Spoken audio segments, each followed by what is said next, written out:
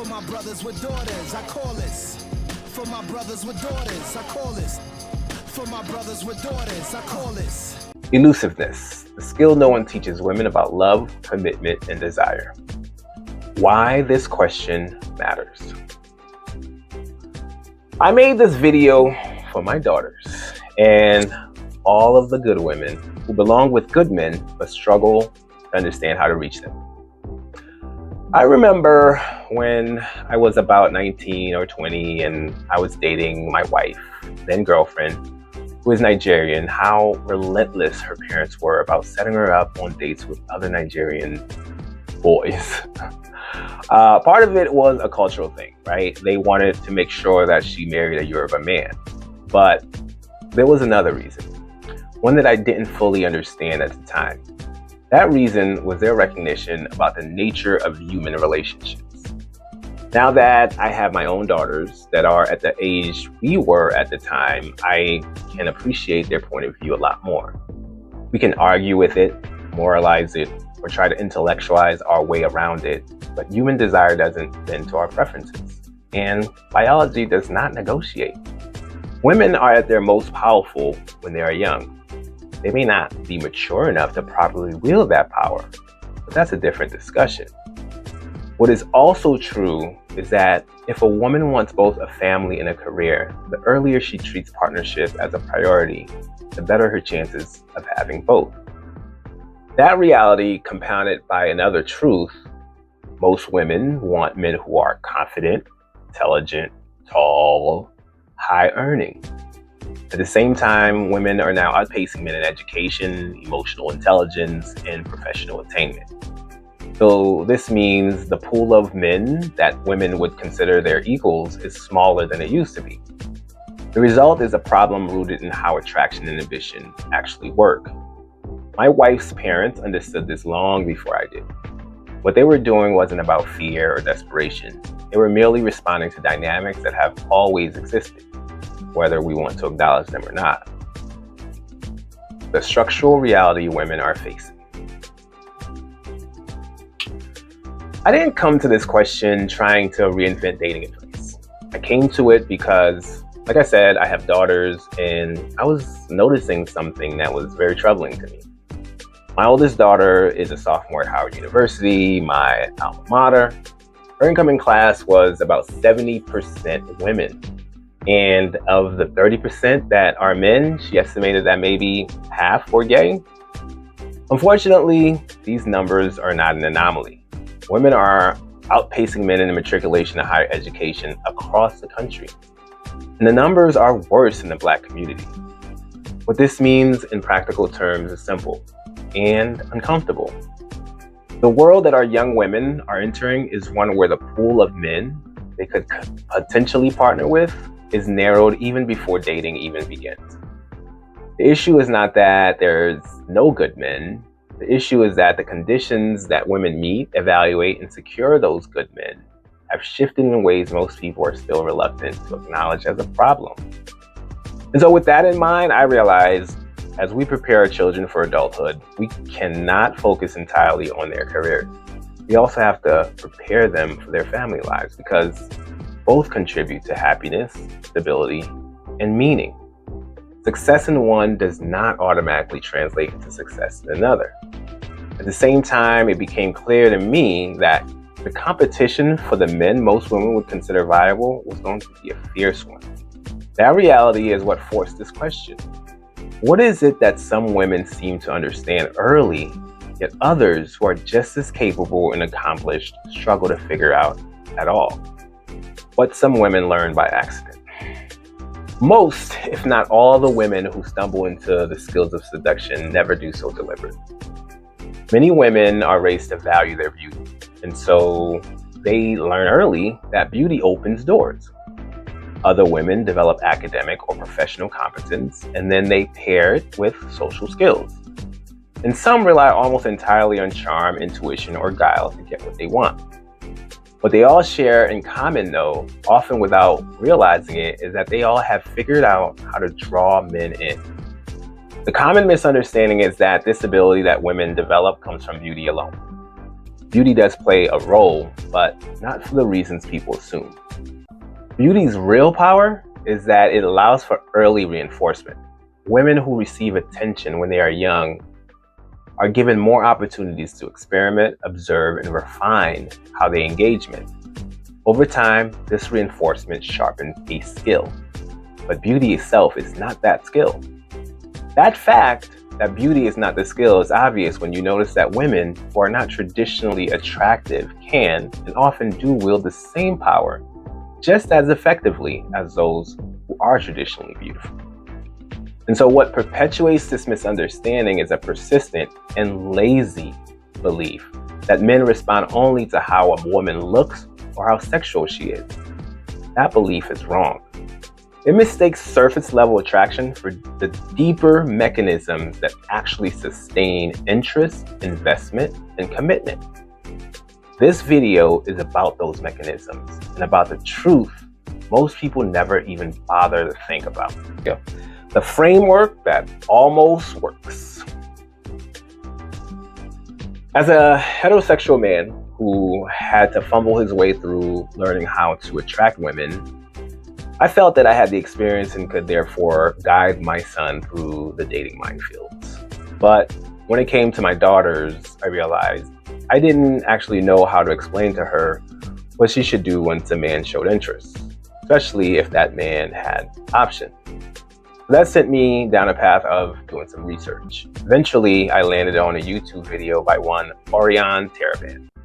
And in a series of videos he made on the difference between attraction and commitment between men and women, he said something that I felt was both true and maybe a little uncomfortable.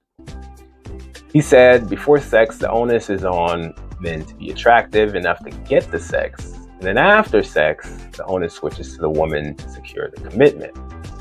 Taraban went further. He said that if a woman wanted commitment from a so-called high-value man, like an athlete, celebrity, powerful, or highly desirable man, she had to meet 3 conditions. The first is that she had to make herself so valuable in this man's life that she became almost indispensable to him, which would then give her greater access to his world and be able to get that commitment. Second, Taraban argued that a woman must also be the most sexually adventurous version of herself with this high-valued man, if she wanted him.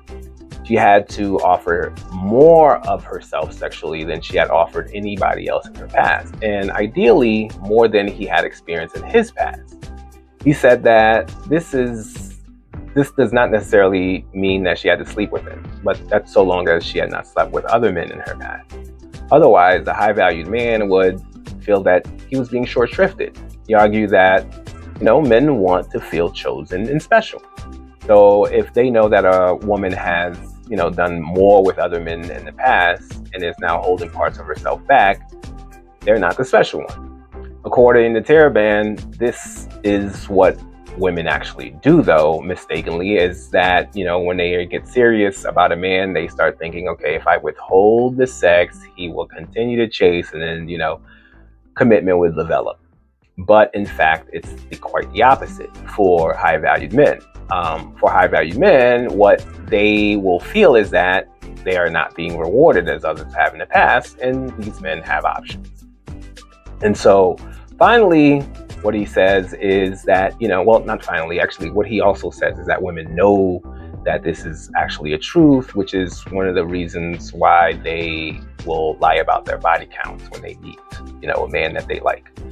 Okay, so I found some truth in both of these 2 rules, right? And so first, a man can and, often does secure commitment from high-valued men if she already has access to him by being someone he relies on.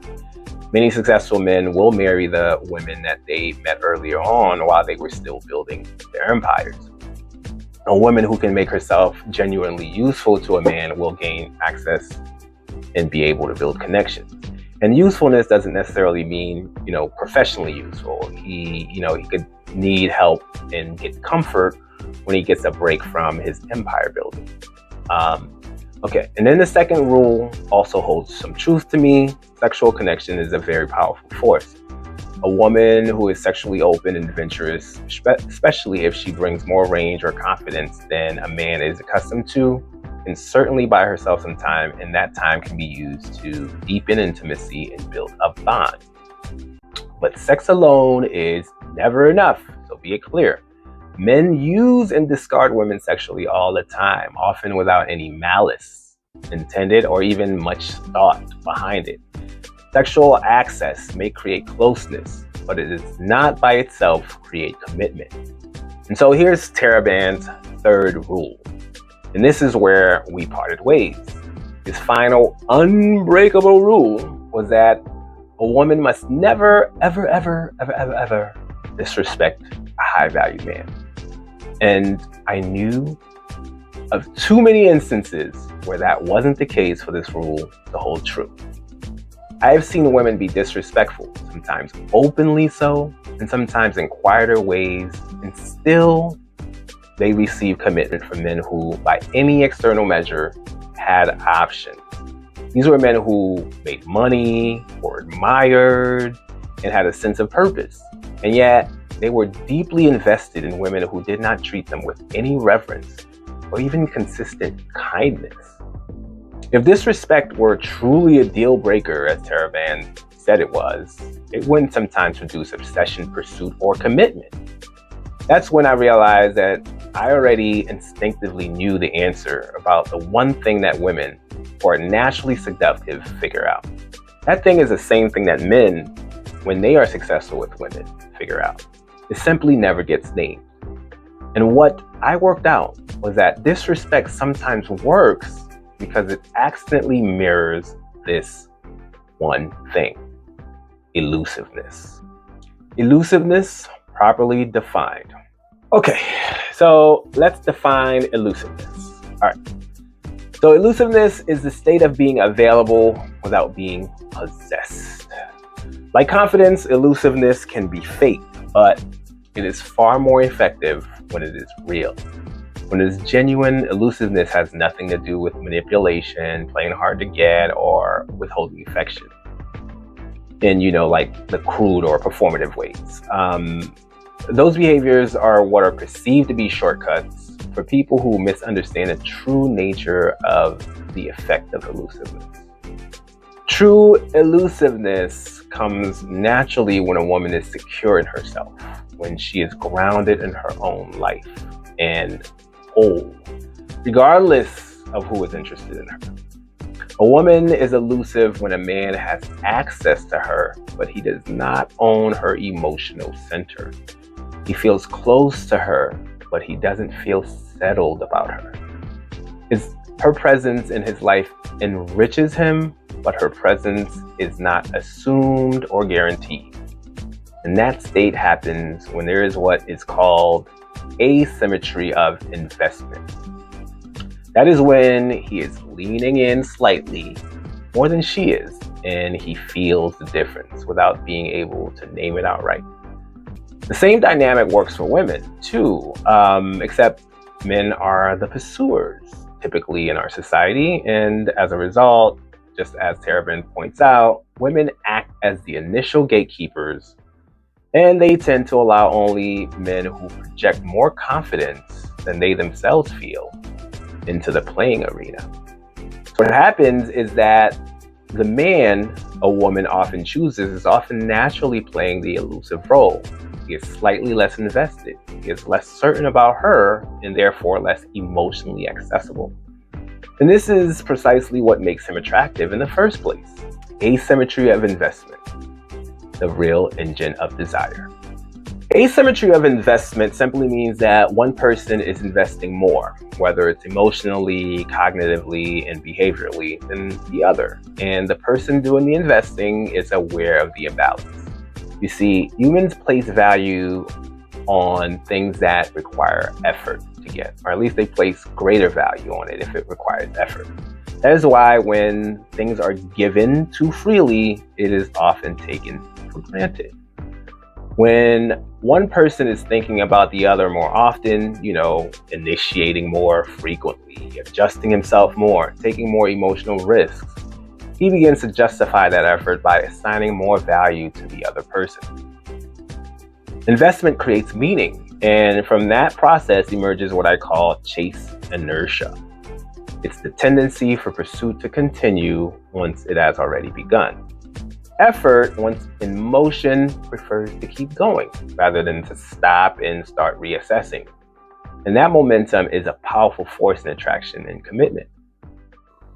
Why sex is not the leverage women think it is. Many women unintentionally sabotage themselves by placing a disproportionate amount of value on sex. Don't get me wrong, the possibility of sex is a great motivator for men. But that leverage is a weak one if the chase is only about sex. Sex does not create investment. It only reveals whether investment was created. For that reason, elusiveness must exist both before and after sex. Because when the pursuit is driven solely by the expectation of sex, it tends to end either when the man believes he will not get it or soon after he does. So after sex, many women instinctively try to secure the connection. They initiate more, offer more reassurance, they make themselves more available, or they begin signaling the desire for exclusivity. This may seem reasonable, but it really stems from a quieter fear. Many women act this way because they believe they have already lost something. In their minds, they have given up the one thing that gave them leverage over the man, and now they feel exposed. The truth is simpler and less forgiving. Either they had leverage that existed and can still squander it, or they never had leverage at all. Sex does not create leverage, and reassurance will not restore it. When a woman responds anxiously, looking for confirmation that a man is invested, she is unknowingly collapsing the asymmetry that allowed the interest to grow in the first place.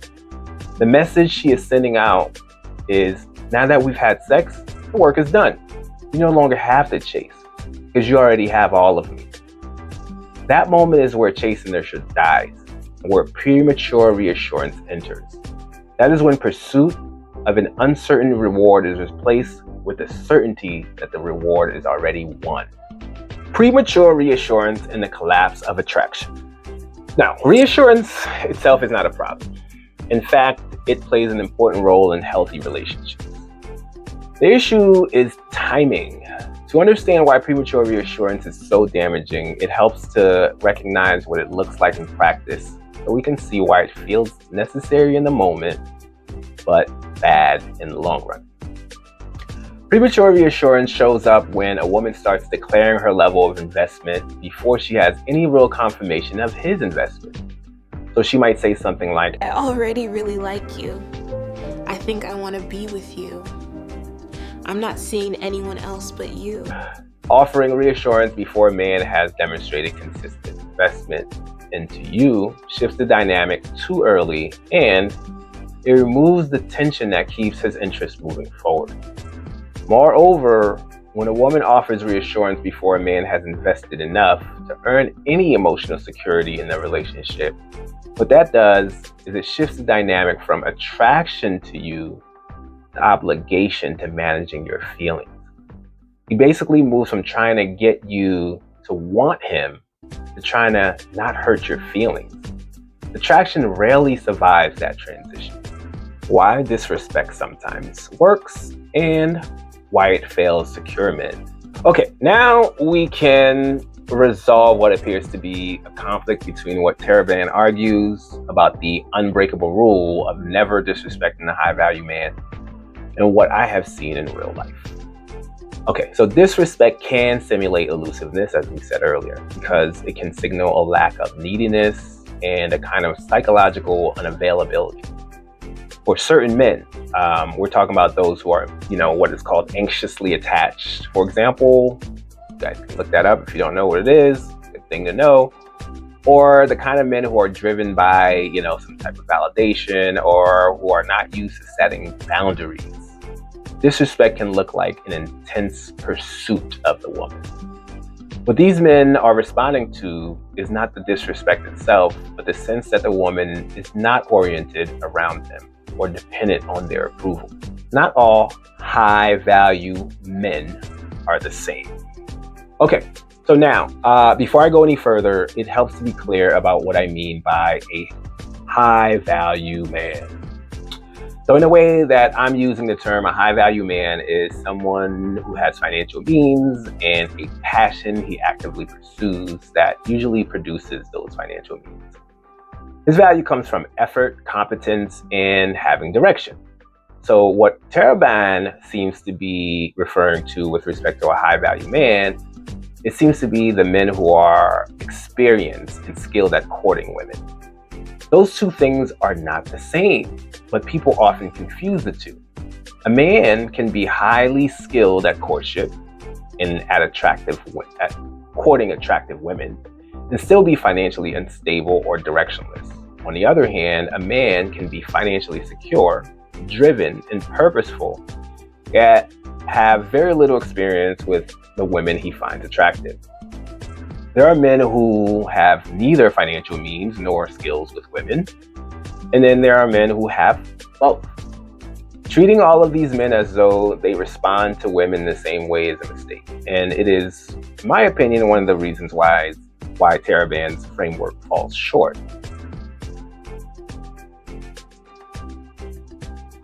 Women who seduce men who don't have skills in courtship aren't doing anything subtle or sophisticated. These men are only responding to the attention they're getting from women they find attractive and aren't used to getting attention from. In those cases, a woman doesn't need any skill. She just needs the willingness to exploit his need for that attention. In those cases, beauty alone is enough to carry that interaction. This is also why disrespect is such a readily available option for these women. A man who has never learned to attract women will tolerate a great deal of disrespect simply because he's getting attention from a beautiful woman. What looks like power on her part is really just his inexperience being exposed. So understanding this distinction matters because the strategies that work on one type of man will not work on a different type of man. And the truth is that almost any young, fit woman can, with just a little money and effort, make herself attractive enough to seduce a man like that. The cost to her of engaging in that kind of seduction is her tolerance. That woman has to be willing to withstand a man she is not actually attracted to. And all it really takes is giving him attention and time. Eventually, her lack of real interest will show up. But by then, he would have already been infested. What people call seduction in these cases is just the imbalance in that man's inexperience. Bottom line is, disrespect is a crude shortcut. It creates the appearance of elusiveness, but it damages the connection. For women who want a real connection with a secure man, there is another path that allows her to remain elusive without risking the relationship by violating Taraban's unbreakable rule: elusiveness beyond asymmetry. Okay, so asymmetry of investment is very central, but it's not the whole picture. There's something else. Truly elusive women tend to share another related trait. When the relationship starts to get deeper, they do not reorganize their identity around their man. They maintain their own rhythm, desire, and direction. They don't let the relationship become the organizing force of their lives. This means her life does not pause for the relationship. Her emotional stability does not depend on his attention. Her future does not hinge on his decisions. When a woman lives this way, a man experiences himself as entering her world rather than becoming the center of it. That orientation is what preserves attraction over time. Why this is hard and why it must be taught. If what I'm advocating is not done with skill and depth, a man can mistake a woman's actions as her not being interested. That is why being elusive is so difficult to pull off when it is not done out of genuine confidence and emotional steadiness. But even still, learning the skill matters because even confident women get this wrong. Romantic relationships are too important to leave to our instincts alone. Romantic relationships shape our happiness, they shape our families, and the course of our lives. yet we don't teach people how to navigate them. Nowadays, we teach a lot of soft skills like leadership, organizational development, team building, and now we're starting to focus on friendships. But strangely, when it comes to romantic relationships, we pretend that competence should simply emerge on its own. The pickup artist community attempted something similar for anxious, insecure men who had no guidance and no success to build confidence from.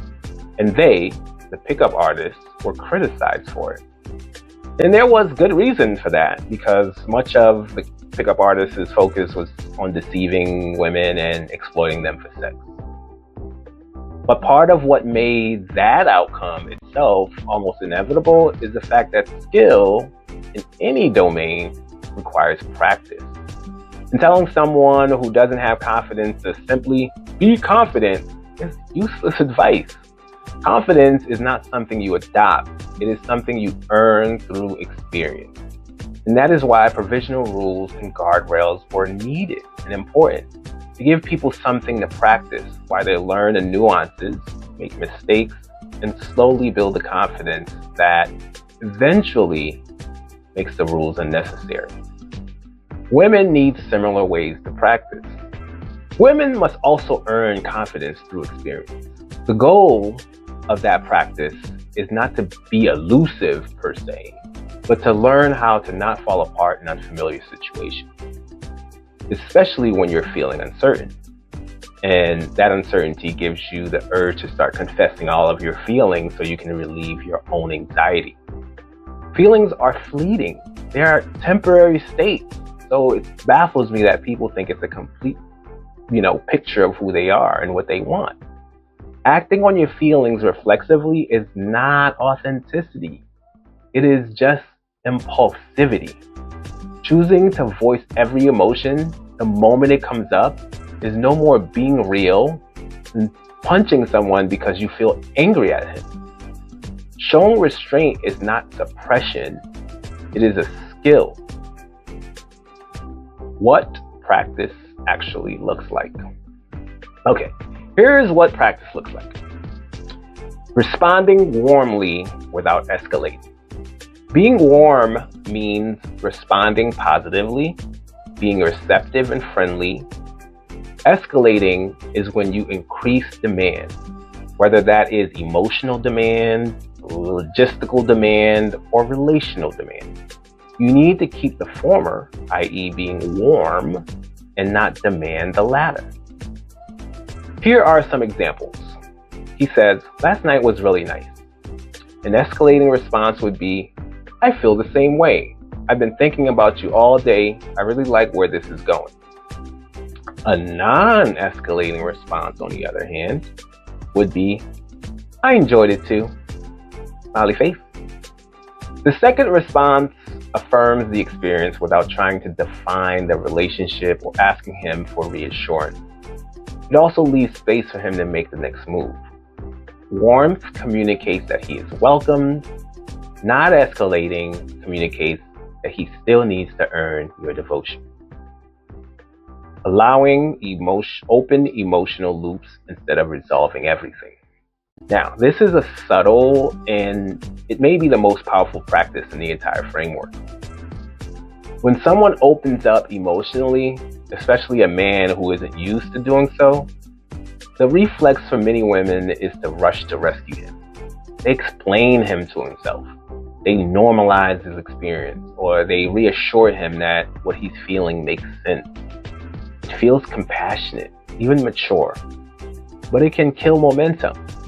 An open emotional loop is formed when a person expresses himself, but getting the emotional closure is delayed. Not necessarily denied, but delayed. The moment is allowed to breathe instead of being wrapped up neatly. You allow him to continue. For example, a man might say, "I don't know why relationships always feel like pressure to me after a while." A resolving response would be something like, "That's probably because you're independent and don't like feeling controlled."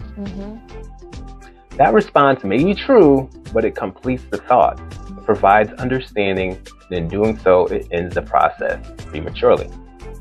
A loop-preserving response sounds different. She might say, That sounds like something you've been dealing with longer than you realize. and then stop. No diagnosing, no reassurance, no solution. The conversation moves on, or the moment simply ends. Now, what will linger for him is not comfort, but curiosity. He leaves thinking, what did she notice? Or what was she pointing out without spelling it out? You see, humans pursue meaning, and meaning lives in what is felt, but not fully explained. An unresolved emotional moment tends to replay itself, drawing attention back to the person who helped reflect it. This doesn't only happen through words. In fact, it often happens more cleanly through personality and presence. Some women do this naturally without realizing they're doing it. They are engaged when the conversation is real, or when it touches something honest or alive. When the interaction becomes performative, rehearsed, or ego-driven, their energy dies down. They're not doing this to punish or to judge, but simply because it no longer holds their interest. They don't chase stimulation for its own sake. Instead, they confidently seek what's real. This creates a simple and instructive experience for men. He starts to learn that when he's real, the woman is present. When he's not, she starts to drift away. And that drift is not seen as rejection, but as feedback. And so it's important to make this clear. None of this involves playing dumb or pretending to be uninterested.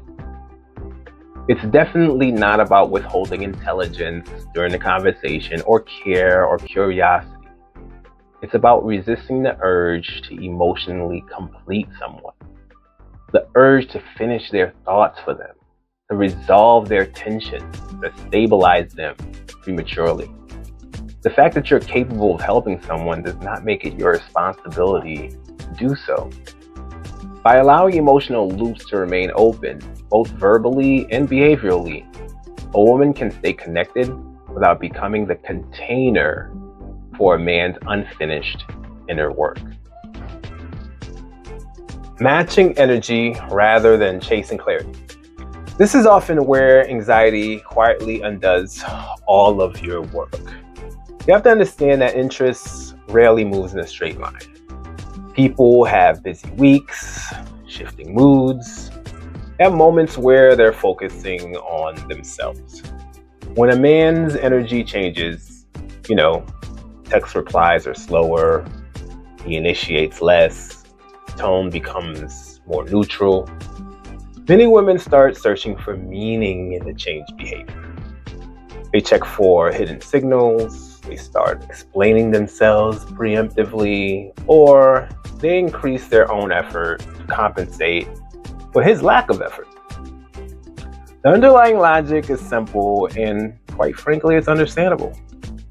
What you women reason to yourselves is, if I can only understand what the problem is, then maybe I can fix it.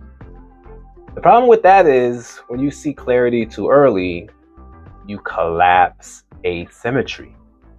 It turns that what is a natural fluctuation in behavior into a negotiation.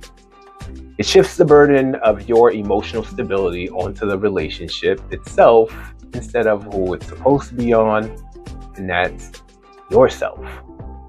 You're responsible for emotional stability. So, matching energy offers a different response. It doesn't mean mirroring coldness or withdrawing affection. It means matching pace. If he texts you less often, you respond when he reaches out, but you don't fill in the silence in the meantime. If he initiates less, you don't rush to replace his effort. If his tone is neutral, you don't intensify your tone to provoke confirmation of his interest.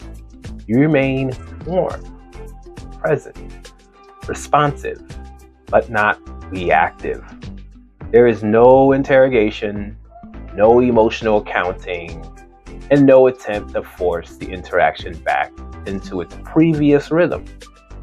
By allowing his level of engagement to stand as it is, you let interest reveal itself through his behavior rather than by trying to extract explanations before the evidence is there to speak for itself. Okay, so next is letting interest reveal itself instead of forcing it. Now, this is the philosophical backbone of everything else, and it often feels counterintuitive because many women worry that if they don't escalate, they don't clarify, they don't work to secure the connection, the man's interests will fade.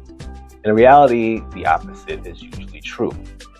When a man finds time with you to be low pressure and emotionally uncomplicated, he will continue investing his time with you without feeling managed, tested, or hurried along. Interest is not revealed through declarations. It's revealed through behavior over time. A man who is genuinely drawn in will start initiating consistently. His efforts will grow as opposed to being stalled. He will make plans and he will follow through on those plans. He looks for ways to integrate your lives together instead of keeping the connection to isolated moments. Most importantly, he will invest without being prompted or reassured into doing so. This will require patience from you and a willingness to observe rather than to intervene. Instead of asking, where are things going? You just sit and you watch where you see things are moving. Instead of securing promises, you just gather evidence. Over time, that evidence will mean that he moves closer and deeper, or he doesn't. And by allowing interest to show itself rather than trying to extract it, you preserve dignity and the clarity that words can never provide by themselves. These steps are not tricks, they are training wheels. They offer structure while a woman learns how to stay grounded in moments that would otherwise trigger anxiety or self-abandonment. Used this way, these steps will do more than help women attract good men. They function as disciplines that protect a woman from giving away closeness before a man has earned it. Women need to learn not to chase certainty. Instead, they need to learn to tolerate discovery. Practice consistently, these steps will help you build confidence, whether the man's interest deepens or you see the limits of his interest. And over time, women who live this way will stop needing rules altogether because they learn to trust their own emotional stability. When that posture becomes natural, attraction no longer feels fragile, and commitment no longer feels like something that must be chased or secured. It arrives as a consequence of balance, patience, and self-respect. That is the lesson I want my daughters to learn, and it is the one too many women are never given the chance to practice. Hope this was helpful. Happy Valentine's Day, everybody. If you fall already,